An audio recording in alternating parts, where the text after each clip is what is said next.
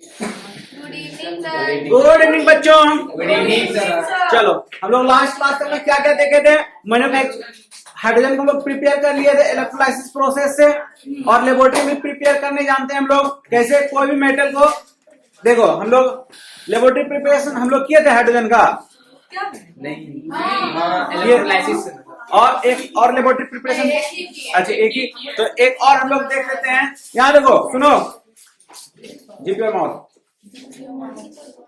हम लोग बेटा हाइड्रोजन गैस जो प्रिपेयर किए थे कैसे, तीन तरीके से। एक इलेक्ट्रोलाइसिस से किए थे, वो तो हम लोग कर लिए। अब हम लोग अपने घर में करेंगे कैसे, एक लेबोरेटरी घर में रहता है ना, उसमें लेबोरेटरी प्रिपरेशन से कैसे हम लोग हाइड्रोजन गैस बनाएंगे। तो दो तरीके से तो हम लोग हाइड्रोजन बना लिए छोटा छोटा अमाउंट में। अब ऐसा थोड़ी है कि हाइड्रोजन गैस का यूज सिर्फ हमारे घर में है, पूरा ऑल ओवर हमारे इंडिया में नीड पड़ेगा ना, तो उसके लिए एक फैक्ट्री में बनाया जाता है। उस फैक्ट्री में जो बनता है उस प्रोसेस को कहते हैं हम लोग बॉस प्रोसेस। कौन सा कहते हैं, बॉस प्रोसेस। तो हम लोग पहले लेबोरेटरी प्रिपरेशन देख लेते हैं हाइड्रोजन, उसके बाद फिर हम लोग इंडस्ट्रियल मेथड से देखेंगे। तो हम लोग पहले देखते हैं preparation of hydrogen. Preparation of hydrogen किसके, लैब प्रिपरेशन से। पहला क्या है, किसे, लैब प्रिपरेशन से। पहले समझो कैसे देख लिए, लैब प्रिपरेशन से।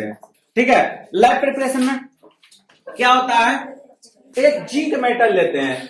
जिंक मेटल को कोई भी एसिड में रिएक्शन करवा दो, और ये जिंक कैसा जिंक लेते हैं हम लोग, हाँ ग्रेन्युलेटेड जिंक लेते हैं। तो इसका मतलब क्या होता है, हमको नहीं समझ में, इसका मतलब कौन समझा सकता है, तेजस्वी। इम्प्योरिटीज मिक्स होता है। हाँ हाँ बिल्कुल सही है। हाँ हाँ बेटा आपका ये आ रहा है ना, फिर आप कहाँ हो? ठीक है। हाँ ग्रेन्युलेटेड जिंक का क्या मतलब, पहले समझो। उसमें कुछ इम्प्यूरिटीज मिक्स रहता है, उसमें कुछ इम्प्यूरिटीज मिक्स रहता है। ग्रेन्युलेटेड जिंक का मतलब होता है उसके ऊपर एक कॉपर का कोटिंग चढ़ा रहता है। ठीक है, क्या चीज, ये जिंक कैसा जिंक ले लिए हम बताओ। ग्रेन्युलेटेड मतलब क्या होता है, जिसमें ये जिंक बेटा जो मेटल है ना, इसमें बहुत सारा इम्प्यूरिटीज प्रेजेंट रहता है, बहुत सारा इम्प्यूरिटीज प्रेजेंट रहता है। उसी को हम लोग क्या बोलते हैं, ग्रेन्युलेटेड जिंक। उस टाइप का हम लोग जिंक लेंगे। समझ में आया सर।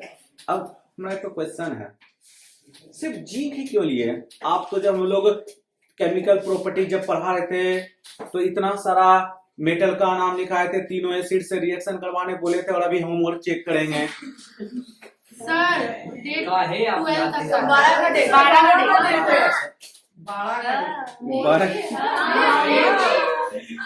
बच गया तुम लोग। अच्छा चलो, इतना सारा बेटा मेटल था सर, इतना इतना मेटल जो लिखाए थे। गाना सुना,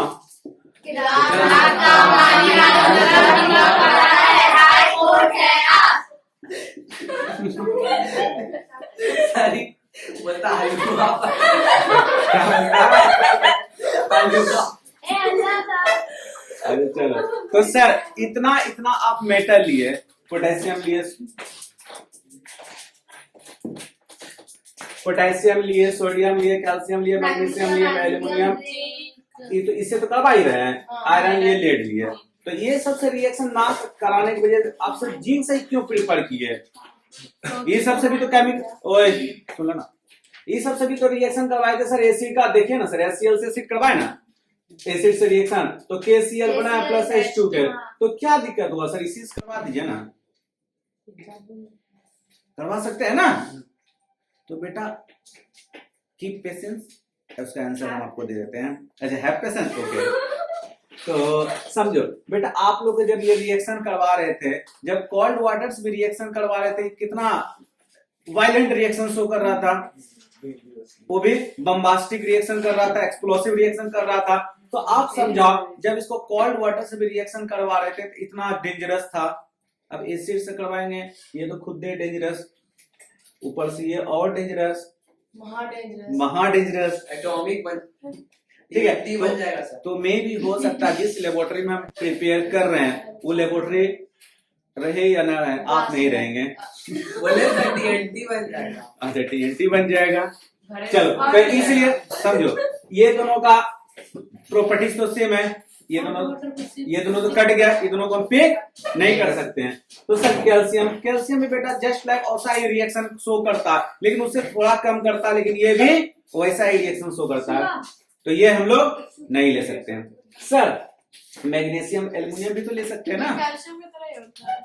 हाँ समझ में आया, ये भी रिएक्शन फास्ट रिएक्शन शो कर देता है एसिड के साथ, इसीलिए हम ये सब नहीं लेते हैं। सर अच्छा कोई बात नहीं, सब फास्ट रिएक्शन शो करता है, एग्री करते हैं। सर ये सब तो स्लो रिएक्शन शो कर, ये सब रिएक्ट करता है बट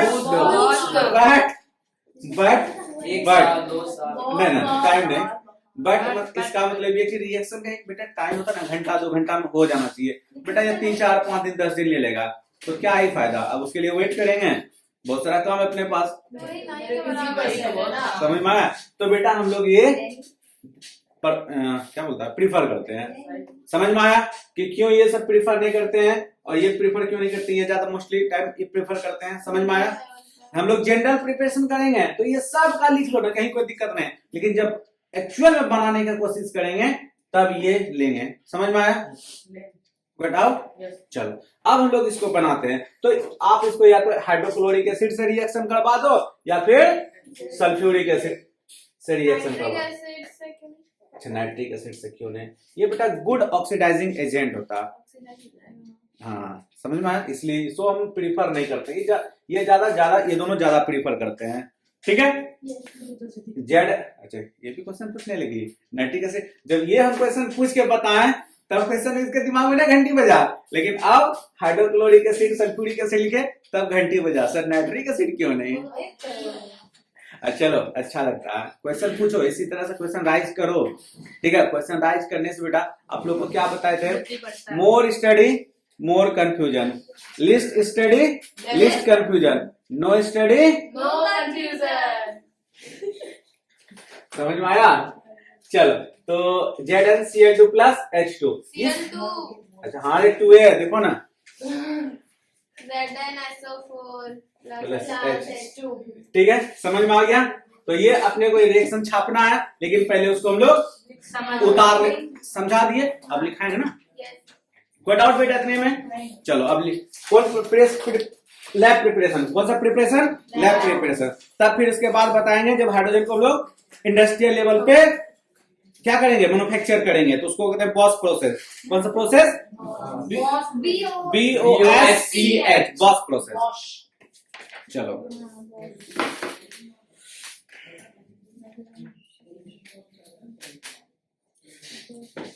टू प्रिप अच्छा कैलीग्राफी आप लोग कर लिए बेटा, चलो क्या लिखना क्या कैलीग्राफी करके लिखना क्या,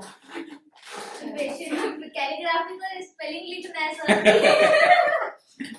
कैलीग्राफी का स्पेलिंग लिखना है बेटा,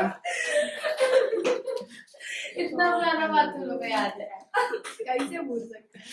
सर एक बार ऐसा इंसिडेंट हुआ था ना, उसी के साथ इंसिडेंट हुआ था।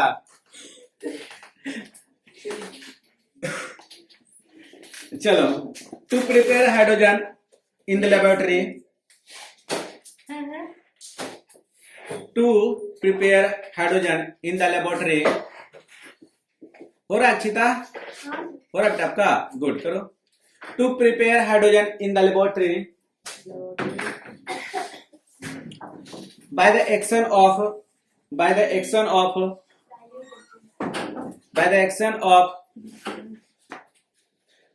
dilute hydrochloric acid or dilute sulfuric acid, by the action of dilute hydrochloric acid or sulfuric acid on कौन सा zinc, granulated zinc, on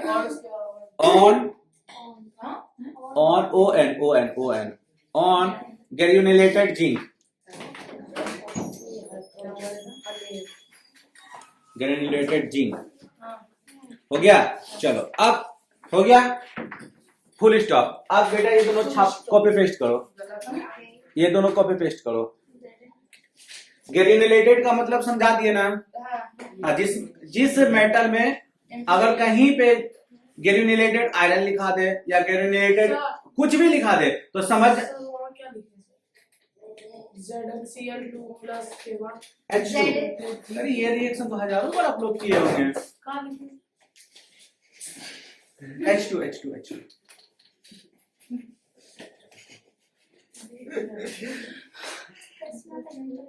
H2 हो गया। इस हाँ सुनो, इस दोनों में कोई भी एक रिएक्शन ही करवाना, ठीक है। दोनों लिखा दिए कि दोनों से हो सकता है, सेम प्रोसेस है। हाँ चलो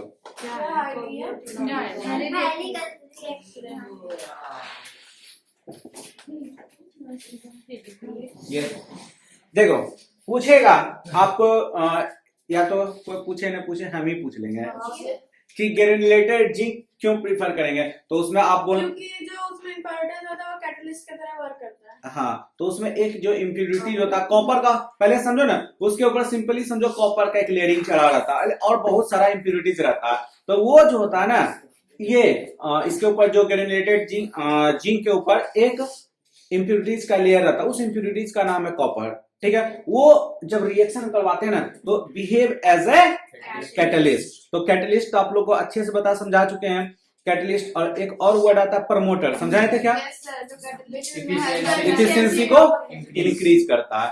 चलो आप लोग तो अच्छा बताते बताते आप लोग को याद हो जाता है सचिन ने। अच्छा हाँ भाई, हम कहाँ बोल रहे हैं ना। चलो तो आई डोंट थिंक कि इसको अब लिखाना पड़ेगा।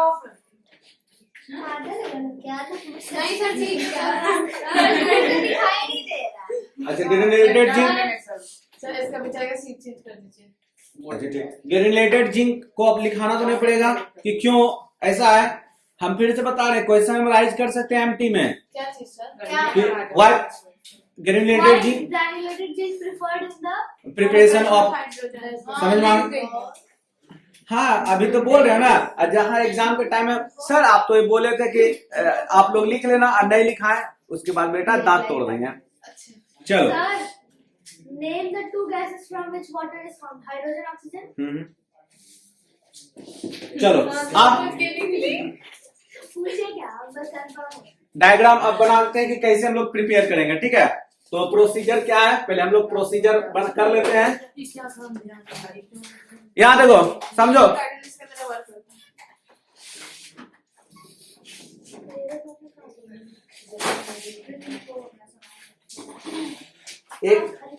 एक फ्लैट बॉटम राउंड बोतल लेते हैं, राउंड बोतल फ्लास्क लेते हैं, ठीक है। अब इसमें इसको कॉर्क से टाइटली पैक कर दिए, दिखा, कॉर्क से इसको टाइटली पैक कर दिए। इसमें क्या डाल दिए? जिंक। अब एक इस पे कॉर्क ये लगा दिए, क्या बोलता है, क्या बोलता है इसको, फनल। क्या लगा दिए? फनल। देखो मेरा डायग्राम बेटा बहुत बढ़िया बनता है, ठीक है। आप लोगों को तो पता ही होगा। सर हम बना दें, लेकिन बन तो गया। ब्यूटीफुल है, क्या बोलता है इसको? ब्यूटीफुल।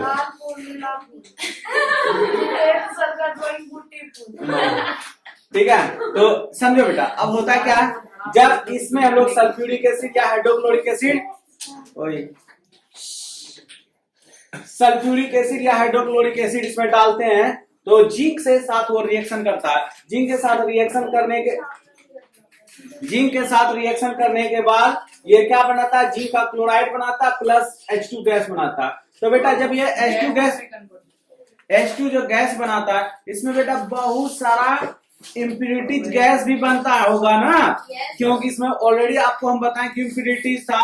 तो कौन कौन सा इम्प्यूरिटीज बन सकता है, हाइड्रोजन सल्फाइड बन सकता है, सल्फर डाइऑक्साइड बन सकता है, नाइट्रोजन डाइऑक्साइड बन सकता है, ये सब आपको इम्प्यूरिटीज मिल सकता है। वाटर का स्टीम भी बन सकता है, वाटर का वेपर भी तो बन सकता है ना, ये सब आपको इम्प्यूरिटीज देखने को मिल सकता है, ठीक है। अगर पूछेगा कौन कौन सा इम्प्यूरिटीज मिलेगा तो ये सब इम्प्यूरिटीज आप नाम बता देना, ओके।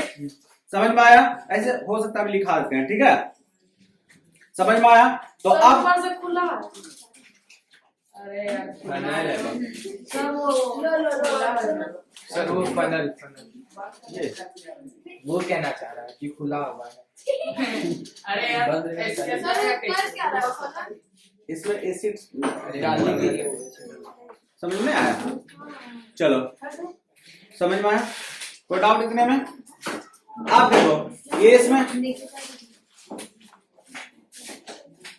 सर उधर क्या लिखा है SO2 के ऊपर H2S हाइड्रोजन सल्फाइड लिखे हैं, H2S कहाँ लिखे हैं? अच्छा वही। चलो आप देखो रिएक्शन क्या होता है, इसमें हम एसिड डालते हैं, ये रिएक्शन करके इसमें हाइड्रोजन गैस आता है। तो हाइड्रोजन गैस यहाँ समझो दो तरह का, आप लोग को जब 10th में जाओगे ना तो ये हम लोग जो यहाँ पे कंटेन कर रहे हैं हाइड्रोजन गैस, तो बेटा डिस्प्लेसमेंट हम लोग करते हैं। क्या करते हैं? डिस्प्लेसमेंट। तो हम लोग 4 तरह का डिस्प्लेसमेंट करते हैं। कितने तरह का डिस्प्लेसमेंट करते हैं तो आप लोग को सिखा देते हैं।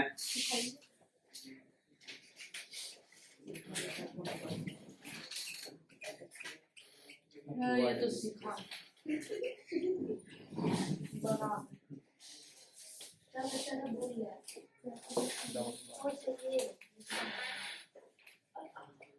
ठीक है,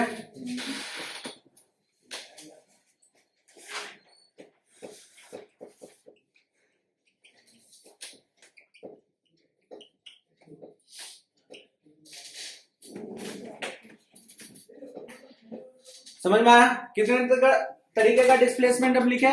upward displacement of water, downward displacement of water, upward displacement of air, downward displacement of air. समझ में आया? तो वाटर में इसको हम लोग किस में डिस्प्लेसमेंट कर रहे हैं?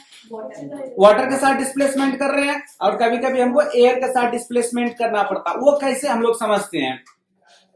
जो गैस वाटर सोल्यूबल होता है उसको हम लोग वाटर में डिस्प्लेसमेंट नहीं करते, नहीं तो वो वाटर के साथ मिक्स हो जाएगा। और ये hydrogen gas water soluble gas नहीं है, तो इसको हम लोग कैसे करते हैं? वो एड्स कर रहे हैं। जो वाटर में सोल्यूबल रहता है उसको वाटर के साथ डिस्प्लेसमेंट नहीं करते हैं। इतना समझ में आया?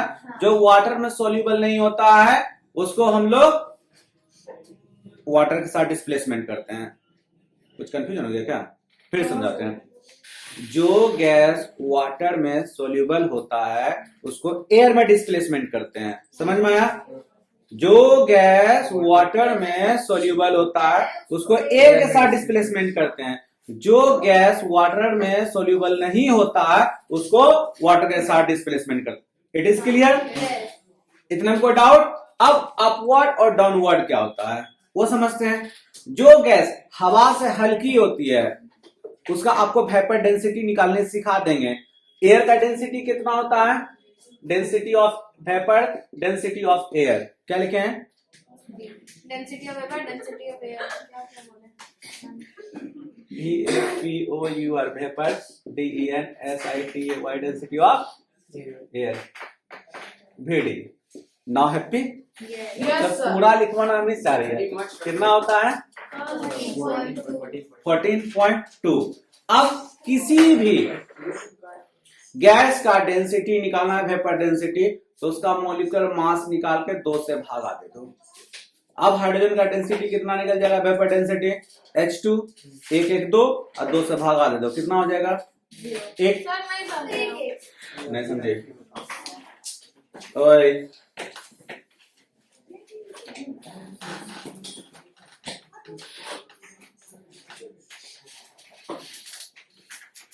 किसी भी गैस का डेंसिटी वेपर डेंसिटी कैसे निकालेंगे? किसका निकालना है? कार्बन डाइऑक्साइड का, हाइड्रोजन का, carbon dioxide, CO2।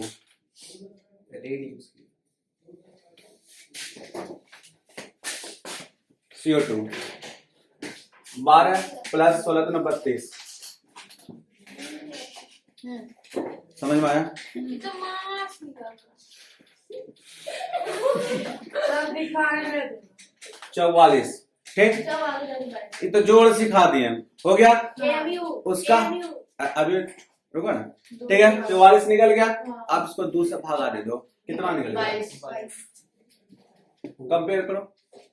Carbon dioxide air से हैवी गैस होता है, नीचे रहता है। इसीलिए नीचे सेटल डाउन होता है। समझ में आया?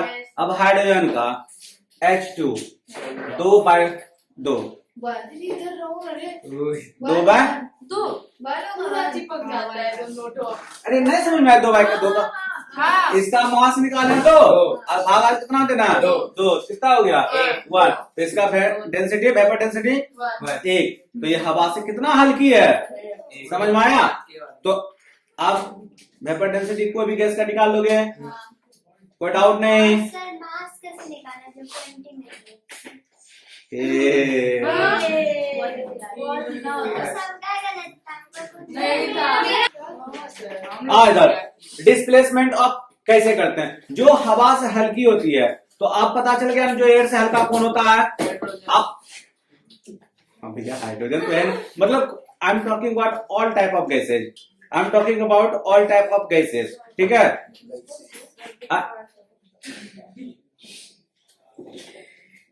आ जाओ जाओ तुम आ जाओ। 2 बार 6 सर तब तो ऑक्सीजन भी भारी है ना। हम पसीना छोड़ दिया है।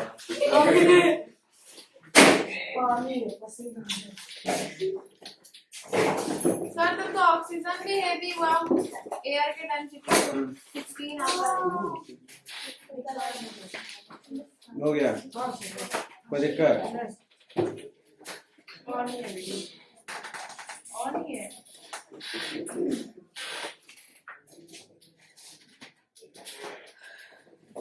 चले आगे। देखो आप लोग को डेंसिटी पता चल गया, कौन सा गैस हल्का है कौन सा गैस भारी है। ये सिर्फ याद रखेंगे किसका? डेंसिटी ऑफ एयर का 14.2 होता है, ठीक है? आपको ये 10th में हर 4 को कंपाउंड है, चारों कंपाउंड में काम आ जाएगा, ठीक है? समझ में आ गया? उसके बाद जो गैस हवा से हल्की होती है, जो गैस हवा से हल्की होती है तो उसको डाउनवर्ड डिस्प्लेसमेंट करते हैं। अब डाउनवर्ड डिस्प्लेसमेंट किसको बोलते हैं? टेस्ट ट्यूब आपका इस तरह से रहेगा, इसके नीचे से डाउन से अंदर इस तरह से जमा करते हैं, है ना? ये डाउनवर्ड। अब अपवर्ड कैसे होता है? इस तरह से रहेगा और ऐसे करके आकर के देना है। ये हुआ अपवर्ड और ये हुआ डाउनवर्ड और ये हुआ अपवर्ड। हवा से भारी रहेगा तभी ना डाउनवर्ड भी करेंगे तो जाकर यहाँ सेटल डाउन हो जाएगा, हल्का रहेगा तो इसमें गिराएंगे ये उड़ जाएगा। समझ में आया? अपवर्ड और डाउनवर्ड क्या होता है? कंफ्यूज कभी लाइफ में नहीं करोगे। Are you sure? Yes sir पक्का? यस चलो तो हम लोग कहाँ लिख चुके थे? अच्छा रिएक्शन है, तो इसको हम लोग आगे अब देखते हैं। चलो ये डायग्राम छापे आप लोग? छाप लिए? अब देखो होता है क्या, जब यहाँ से हाइड्रोजन गैस प्रिपेयर होकर यहाँ पे आया तो यहाँ देखो इसमें पूरा पानी फिल क्या हुआ रहता है, टेस्ट ट्यूब में ऊपर चला जाता है पानी, तो ये बबल्स के फॉर्म में, किस फॉर्म में? बबल्स के फॉर्म में जाकर के यहाँ पे जमा होते जाएगा। तो आप कैसे जानोगे कि सर ये हाइड्रोजन गैस ही है? आप कह दिए तो हम मान लेंगे? नहीं मानिएगा, मेरा स्टूडेंट हो, ये बात हमको ही पता है। तो क्या, हाँ ठीक है, तो क्या करेंगे? ये टेस्ट ट्यूब लेंगे, इसको ऐसे थंब से को दबा लेंगे तो गैस, क्योंकि हवा से हल्की है। अच्छा हल्की है या हल्का है? सर हल्किया चलो ठीक है, वो छोड़ो, पूछ लेंगे इसी से कि हल्की हो कि हल्का हो, ठीक है? तो इसको थंब से हम क्या करके रखेंगे? प्रेस करके रखेंगे और एक कोई लाइटर या मैच स्टिक से जला के लाएंगे, इसके माउथ पे लाएंगे। अगर माउथ पे लाएंगे तो ये जलेगा विथ पॉप साउंड। समझ में आ गया? तो क्या ऐसा नहीं निकलता है। तो क्या आप लोग समझोगे कौन सा गैस है? Hydrogen gas. समझ में आया? कोई डाउट इतने में? चलो तो यहाँ बबल्स के फॉर्म में जमा हो जाएगा। डायग्राम अपने से छाप लो बेटा, छाप लिया? चलो आगे लिखते हैं। प्रोसीजर क्या है इसका करने का? प्रोसीजर लिखो, प्रोसीजर। क्वेश्चन का आंसर बताइए। हाँ बोलो बेटा। How does anomalous expansion of water help the aquatic organism? देखो coastline? हो गया, क्वेश्चन समझ में क्या आ वो गया? समझे में नहीं आया? तो हमको समझ में आ गया ना। ये क्या है? ओशियन है, दिखा या सी है? दिख गया? नहीं ना ओशियन है, सी है कुछ, ठीक है? तो आ जा, ये होता है क्या? जब बीकर ठंडी के दिन में देखे होगे सारा ओशियन जम ही जाता होगा, या तो छोड़ो ना सभी जगह का जमे या नहीं जमे, आइस कैप जमा हुआ रहता है ना, लेकिन कैसे इसमें सरवाइव कर लेता है वाटर एनिमल। टॉप लेयर जमता है, अंदर का नहीं जमता है। हाँ। अंदर का टेम्परेचर जैसे जैसे नीचे जाता है वैसे बढ़ते जाता है। बस वही आंसर करना उसमें, समझ में आया। ये आपसे जो है ना हिस्ट्री पूछ रही है। ये हिस्ट्री का है, केमिस्ट्री नहीं का। नहीं नहीं, मतलब लिखना। ऐसे- हिस्ट्री क्या होता है भाई? डिस्क्रिप्शन होता है। अच्छा। बोलना कि सर आंसर लिख के दीजिए बस अपना। अच्छा आंसर चाहिए आपको, तो समझना थोड़ी ना था। नहीं समझना भी था, आंसर भी चाहिए। अच्छा अभी समझ में आ गया ना। सर उसको हिस्ट्री बोलते हैं। अच्छा चलो उसका प्रूफ पहले निकाल लेते हैं, उसके बाद प्रूफ कर देंगे, ठीक है। चलो आगे प्रोसीजर लिखो। Take a few pieces of granulated zinc. अरे Take a few pieces of क्या take a few pieces of granulated zinc in a test tube ना। अच्छा ये टेस्ट ट्यूब था क्या। नहीं टेस्ट ट्यूब में भी हम किए थे। अच्छा ठीक है। इन ए राउंड फ्लास्क बोतल लेना है या फ्लैट बॉटम राउंड फ्लास्क ले सकते हो। सर राउंड फ्लैट क्लास लिख दे। राउंड फ्लास्क लिखो। इन A round flask sir repeat कीजिए। take a few pieces of granulated zinc in a round flask ले लिए। अब इसको फिक्स कर देते हैं एंड फिक्स ए एक काम करें ना, पॉइंट वाइज लिखे ज्यादा बेटर रहेगा। फिक्स विथ सेकंड पॉइंट में fix with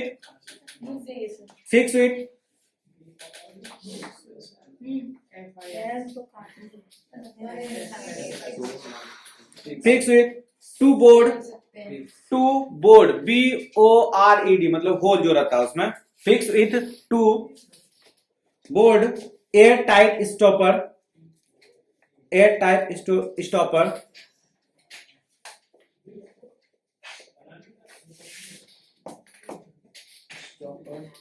next pass a funnel through a bore pass a funnel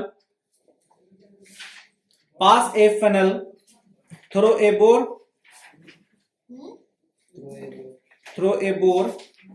and अरे जो होल स्टॉपर जो है ना बेटा, याद रखो स्टॉपर आपको ऐसा दिखेगा, दिखता है ना। तो इसमें जो होल होता है, होल टाइप का होता है ना, इसमें दो होल वाला लिए। तो एक में ये दिए फनल दिया, दूसरा में ये आपका पाइप दे देंगे। अरे होल ठीक है, समझ में आया क्या लिखा है, समझे में आ रहा है। And pass one end of a delivery tube.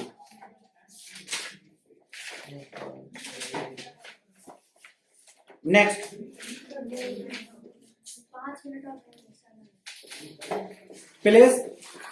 place the other end of the delivery tube. Place the other end in the delivery tube.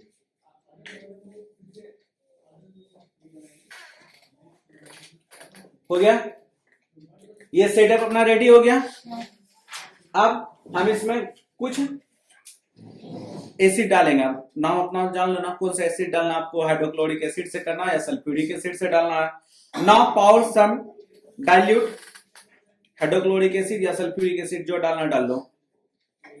Now power some dilute hydrochloric acid और sulphuric acid through the funnel.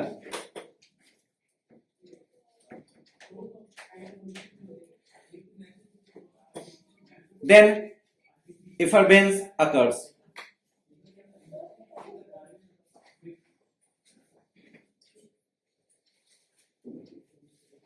Then उसी में लिखना है। हाँ लिख लो ना।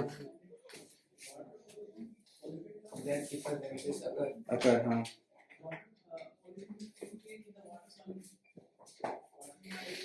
Next, this effervescence indicate the hydrogen gas liberated this. अच्छा इफरवेंस हुआ ना, तो ये इफरवेंस क्या शो किया? इफरवेंस क्या किसको बोलता है? Effervescence. किसको बोलता है इफरवेसेंस? किसको बोलता है? Gas bubble liquids. खाली लिखा रहे हैं, आप लोग को समझ में नहीं आ रहा ना, तो फिर पूछ क्यों रहे हो क्वेश्चन?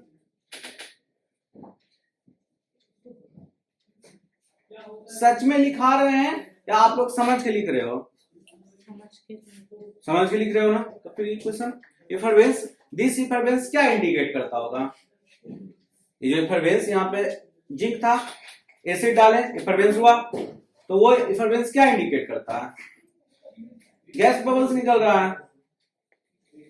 तो फिर आप लोग इतना सन्नाटा, दिस इफरवेंस इंडिकेट, इफरवेंस नहीं समझ में आता है? इफरवेंस नहीं, this effervescence indicate hydrogen gas liberated, this effervescence indicate hydrogen gas liberated. Hydrogen gas बन गया,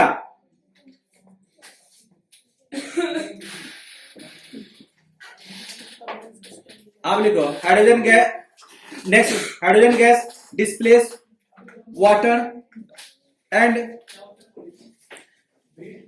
hydrogen gas displace water and collected into, hydrogen gas displace water and collected into water jar. यहां देखो hydrogen gas किसको displace कर दिया? Water को, और उसके जगह पे आ गया। Hydrogen gas displace water and collected into water jar.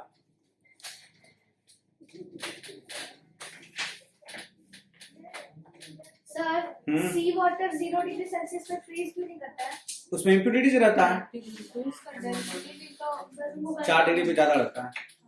Water का, हाँ हर हमेशा जान लो, वाटर का डेंसिटी जो होता है ना 4 डिग्री सेल्सियस मैक्सिमम होता है, और 0 डिग्री पे वो क्यों नहीं फ्रीज होता है? क्योंकि वो सॉल्ट होता है एज एन यूरिन। हाँ समझ में आई बात? अगर आप कहे 100 डिग्री पे वाटर को कहते हो ना बॉयल होने लगता है, कहते हो ना, उसमें बेटा कुछ इंप्यूरिटीज मिला दो, आपका बॉइलिंग पॉइंट राइज कर जाएगा, हो सकता है 105 हो जाए, 107-10 तक आपका इंक्रीज कर सकता है। लाइक क्या मिला हो गया? आलू जो भी मन मिला ना मिला दो आप। अब लाइक क्या बता रहे हैं, बहुत सारा इंप्यूरिटीज है दुनिया में, ठीक है? चलो समझ में, यहां तक आपका हाइड्रोजन गैस बन गया। अब जो रिएक्शन करवाए हाइड्रोजन गैस हम प्रिपरेशन के लिए करवा चुके थे, एसिड से, कोल्ड वाटर से, हॉट वाटर से, बेस से रिएक्शन किया था ना? कौन कौन बेस से रिएक्शन किया बेटा बताओ? सुप्रिया स्टैंड अप, बिना कॉपी देके स्टैंड अप। हाँ फिर पेज पलटी, दांत तोड़ देंगे। इधर पहले खड़े हो। क्या चीज से? झींक को कास्टिक सोडा से रिएक्शन करवाओ। Zn OH ब्रैकेट में लिखना है सर। अच्छा ब्रैकेट में 2 + H2, ठीक है? अब बेटा पिटाई करें। सोडियम कहाँ गया? वही तो एक बात बोले, क्या? पहले समझ लो, सोडियम कहाँ गया? सब तो बोल रहे हो, बिल्कुल सही बात है, किसी का हम बात तो काटे नहीं। एक बात भी बेटा, अच्छी आप खड़े हो जाए। मेरा चैप्टर नहीं आता। हाँ केमिस्ट्री है, चैप्टर थोड़ी होता केमिस्ट्री में।